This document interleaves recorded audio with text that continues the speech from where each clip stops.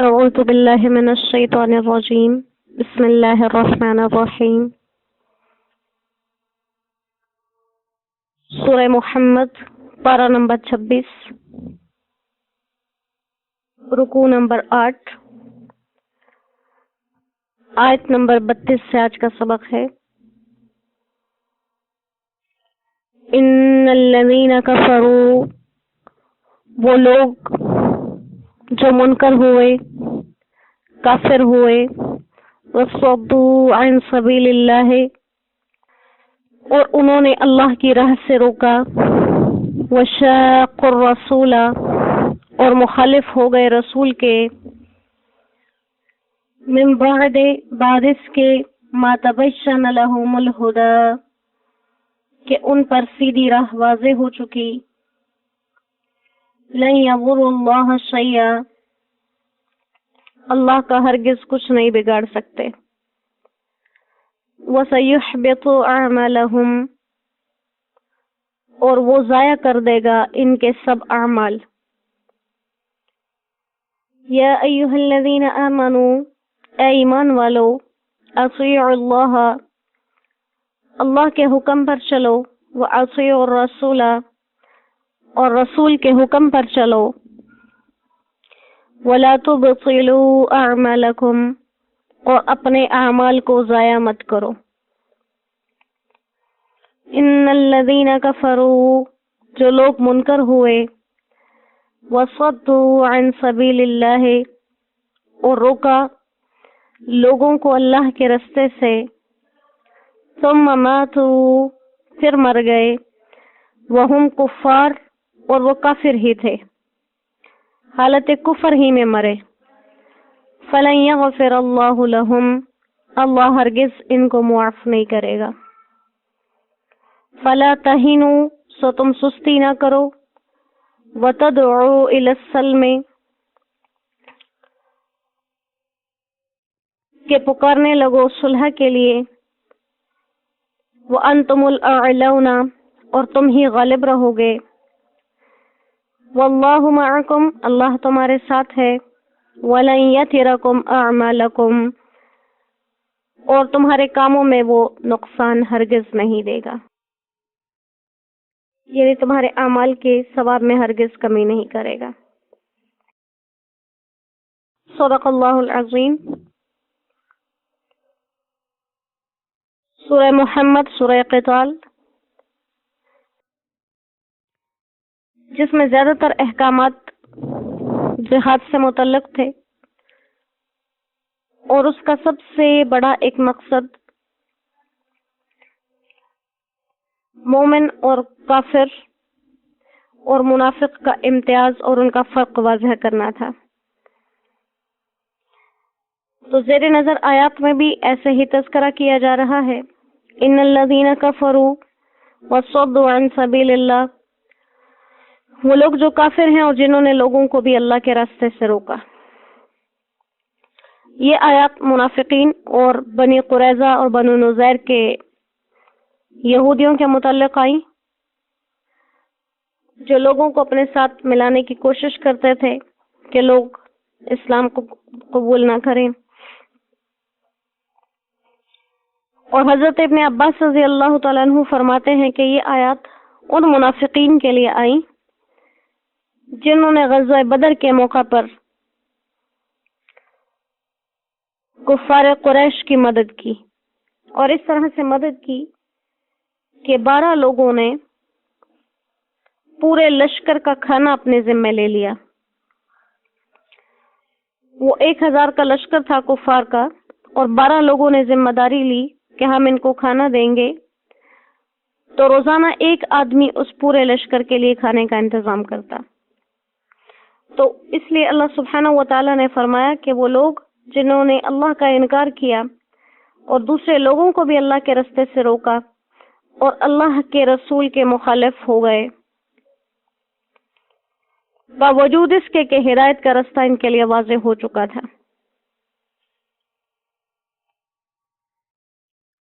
تو ایسے لوگوں کے لیے یہ خبر ہے کہ اپنے ان حرکتوں سے लन यज़ुरुल्लाह शैया, वो अल्लाह को तो कोई नुकसान नहीं पहुंचा सकते कि अल्लाह को कोई नुकसान पहुंचा लें अपने कुफर के जरिए, या अल्लाह के रसूल को कोई नुकसान पहुंचा लें, ऐसा तो नहीं है। हाँ, वो सयुहबितु अमालहुम, अल्लाह जरूर इनके अमाल को जाया करेगा। और अमाल का जाया करना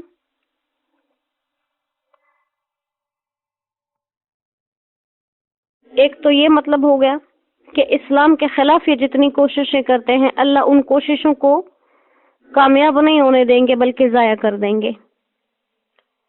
और दूसरा मतलब जैसे पहले भी गुजर चुका कि अगर कोई काफिर, कोई मुनाफिक कोई अच्छाई करता है, जैसे सबका खैरात करता है, तो उसके कुफर, उसके निफाक की वजह से वो नेकी की सूरत में दर्ज नहीं होगा, बल्कि दुनिया में ही उनको उसका बदल दे दिया जाता है, ताकि क़यामत में अल्लाह के ज़िम्मे उनका कोई हिसाब न रहे।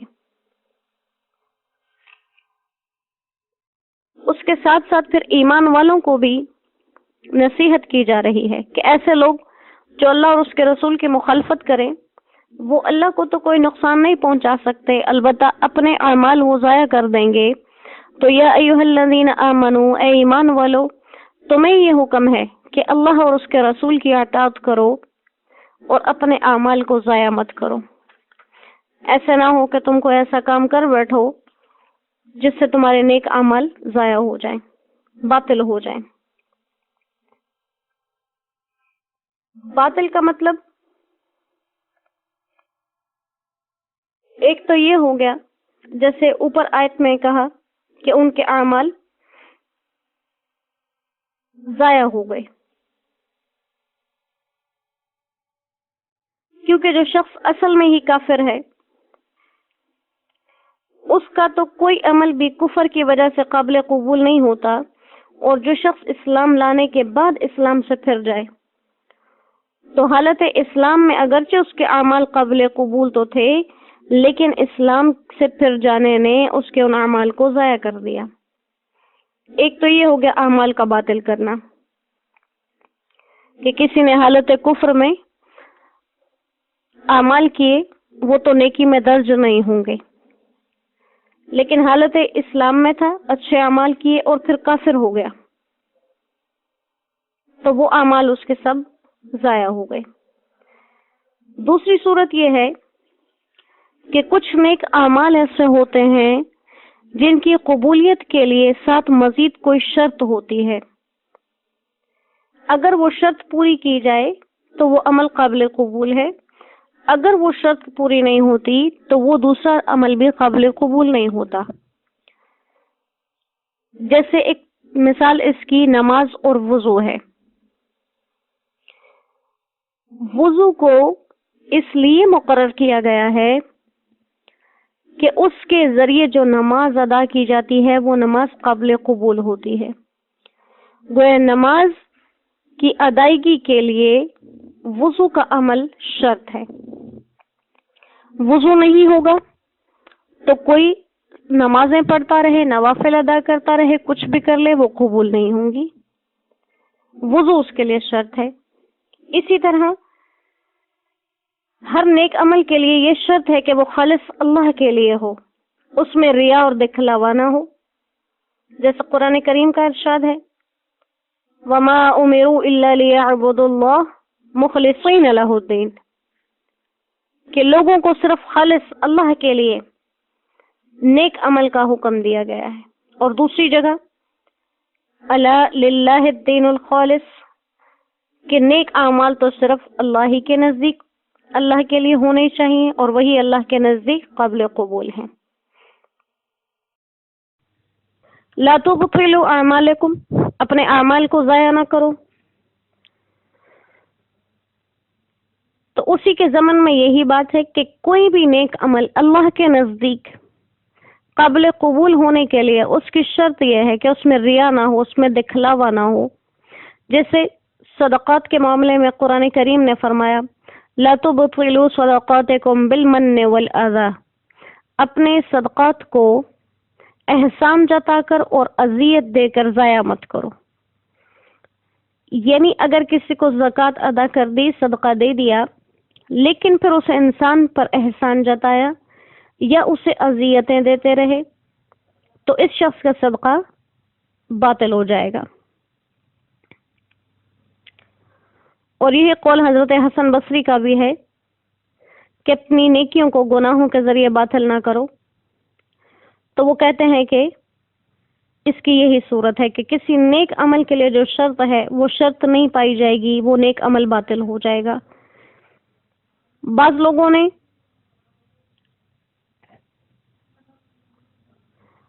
اعمال کے باطل ہونے کو کہا کہ اعمال تب باطل ہو جائیں گے جب کوئی ریا اور دکھاوے کے لیے کرے گا، اور بعض لوگوں نے کہا کہ اعمال تب باطل ہو جائیں گے جب نیک عمل کرنے کے بعد احسان جتایا جائے۔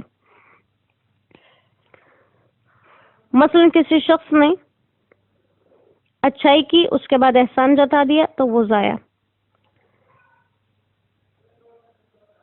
تو یہاں پر یہ جو بات کہی گئی کہ اپنے اعمال کو باطل نہ کرو، اس میں یہ تمام صورتیں آ جاتی ہیں کہ نیک عمل کیا لیکن اس کے ساتھ جو شرائط ہیں ان کا پورا کرنا لازمن ہے، ضروری ہے۔ اگر نہیں تو اس عمل صالح کے اندر فضائل کے اعتبار سے بہت کمی آ جائے گی۔ کفر اور شرک کے علاوہ اور کوئی بھی گناہ ایسا نہیں ہے جو مومن کے تمام نیک اعمال کو ختم کر دے۔ مثلا ایک شخص چوری بھی کرے اور نماز روزے کا بھی پابند ہے تو اس کو یوں نہیں کہہ سکتے کہ تمہاری نماز باطل ہو گئی، دوبارہ پڑھو، یا تمہارا روزہ اس کا اجر ختم ہو گیا، وہ واپس رکھنا پڑے گا۔ بلکہ باطل ہونے کا مطلب یہی ہے کہ مقبولیت کے معیار میں فرق آ جاتا ہے۔ اور حضرت حسن بصری فرماتے ہیں کہ عمل صالحہ کی برکات سے انسان محروم ہو جاتا ہے۔ وہ عمل ضائع نہیں ہوتا، تعداد پوری رہتی ہے، لیکن اس کی برکت سے انسان محروم ہو جاتا ہے۔ جیسے نیک اعمال کی برکت یہ ہے کہ انسان کو جہنم کے عذاب سے بچا لیں گے، لیکن اب جیسے انسان نے نیک اعمال کیے لیکن اس کے اوپر اس کے گناہوں کا غلبہ ہوا تو پھر یہ نیک اعمال کی برکت اس کو گناہ کے اس وبال سے نہیں بچا سکے گی، بلکہ وہ شخص جہنم میں جائے گا، سزا بھگت کر اپنے نیک اعمال کی وجہ سے پھر نکل آئے گا، تو اس کو اس برکت سے محرومی حاصل ہو جائے گی۔ اور تیسری صورت یہ ہے کہ کوئی انسان کسی نیک کام کو شروع کرے اور پھر اس کو فاسد کر دے، یعنی نفل نماز شروع کی اور اس کو چھوڑ دیا، یا نفل روزہ شروع کیا پھر اس کو باطل کر دیا، تو یہ بھی صورت اس باطل کرنے میں آ جاتی ہے۔ تو اس لیے مومنین کو بھی یہ نصیحت کی گئی کہ تم بھی کفار کی طرح کہیں ایسا نہ ہو، کوئی ایسا کام کر دو کہ جس کی وجہ سے تمہارے اعمال ضائع ہو جائیں، چاہے وہ برکت کی محرومی کے لحاظ سے ہو، ثواب کی محرومی یا درجات کی محرومی ہو جائے۔ دوبارہ سے لوٹ کر اگلی بات کو پھر لوٹا رہے ہیں، ان الذین کفروا وصدوا عن سبیل اللہ۔ یہاں تک کا مضمون پچھلی آیت میں بھی گزرا۔ وہ لوگ جو خود کافر ہیں، لوگوں کو بھی اللہ کے راستے سے روکتے ہیں۔ پھر کہا کہ تم ماتوا وہم کفار، اگلی شرط بڑھا دی کہ اسی حالت کفر میں مر بھی گئے۔ ایک تو یہ کہ جیتے جی غلطیاں کرتے رہے پھر توبہ کر لی، لیکن اپنے اس کام پر برابر جاری رہے یہاں تک کہ اسی حالت میں مر گئے۔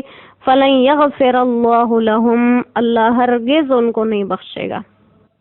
ایسے لوگوں کے لیے اللہ خود فرما رہے ہیں، یہ کوئی دنیا کا قانون نہیں، کسی انسان کا بنایا قانون نہیں۔ اللہ فرماتے ہیں میں خود ان کو ہرگز معاف نہیں کروں گا۔ تو دوبارہ اس ذکر کو اس لیے لایا کہ پہلی آیت میں دنیا کے خسارے کا تذکرہ کیا اور اس آیت مبارکہ میں ان کے آخرت کا نقصان بتا دیا۔